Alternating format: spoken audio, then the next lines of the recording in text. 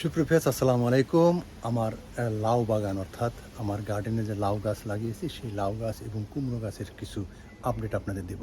সুপ্রভাত, এবার হজে যাওয়ার কারণে বাগানটি তেমনভাবে করতে পারিনি, তারপরও যতটুকু হয়েছে এই জন্য আর আল্লাহর কাছে আলহামদুলিল্লাহ, আলহামদুলিল্লাহ, আলহামদুলিল্লাহ। সুপ্রভাত, আলহামদুলিল্লাহ, দেখুন আমার কাছে বেশ কয়েকটি লাউ এসেছে। অবশ্য এই লাউ আগামী শনিবার আমার দুই পিয়াই এবং অন্য নিকটাত্মীয়দের দাওয়াত দিয়েছি, তাদের মিলেই আমরা খাবো। হলো মাচা,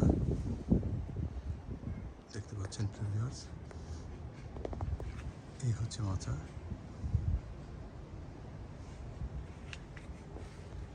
এবং এই একটি লাউ দেখতে পাচ্ছেন, আর বেশ কয়েকটি লাউ এই নিচে আছে। আলহামদুলিল্লাহ, এই একটি লাউ বড় হচ্ছে, এইটা মোটামুটি বড় হয়েছে। শনিবারে হয়তো বা এটিকে কেটে আত্মীয় স্বজন নিয়ে খাওয়া হবে।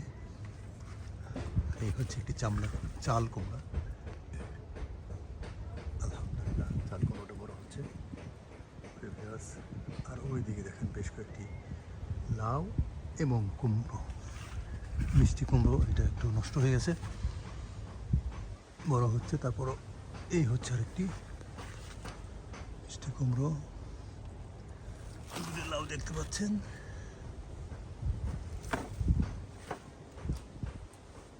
এই হচ্ছে আরেকটি লাউ। ভিউয়ার্স, এর একটি ছোট, একটি মিষ্টি কুমড়ো। ভিউয়ার্স, আলহামদুলিল্লাহ, এই হচ্ছে জাংলা।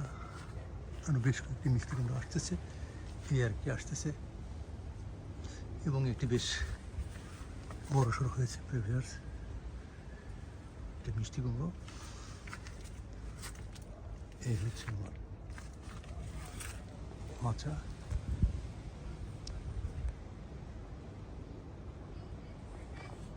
একবারে ডগা একটি ধরছে।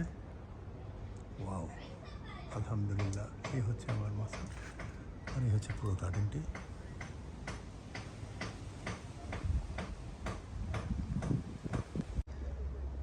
আলহামদুলিল্লাহ, খুবই চমৎকারভাবে কয়েকটি সবজি এসেছে। ও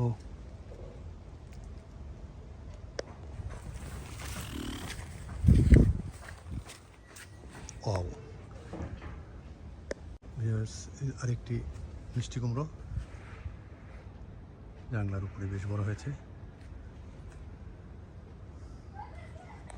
এবং এখানে বেগুন গাছ এবং মরিচ গাছ আছে, প্রতিদিনই ধরবে ইনশাল্লাহ। এই হচ্ছে পুরো মাছাটা।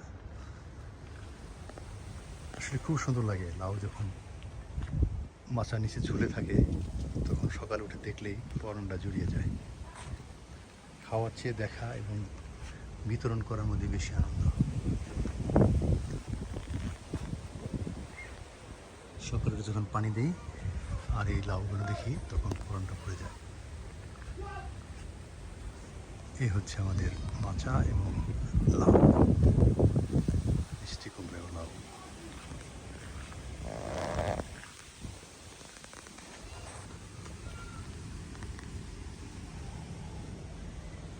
আর এই হচ্ছে পুরো মাছটা।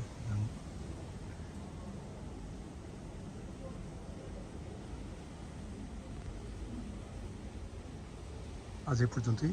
সুপ্রিয় ভিউয়ার্স, আবারও কথা হবে, দেখা হবে। আল্লাহ হাফেজ।